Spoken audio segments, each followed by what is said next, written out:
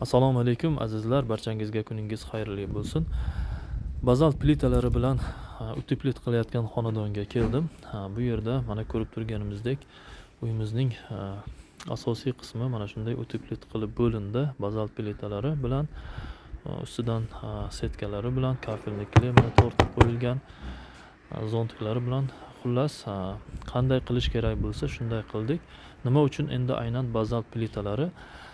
Bu material yordamida qishda issiq, yozda esa uyni salqin tutishda juda katta yordam beradigan material hisoblanadi va xarajatni ham sezilarli darajada kamaytirishga yordam beradi.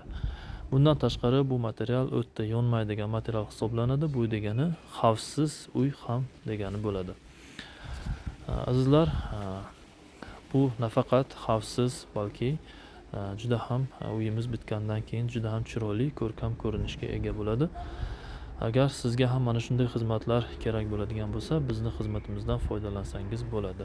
Mana bu devorimizning, uyimizning 3-tomoni. Mana hozirgi mana shunday holatlarda ishlar olib borilyapti. Azizlar, Xudo xohlasa bu uyni bitgandan keyin ham yana ko'rsatamiz. E'tiboringiz uchun rahmat.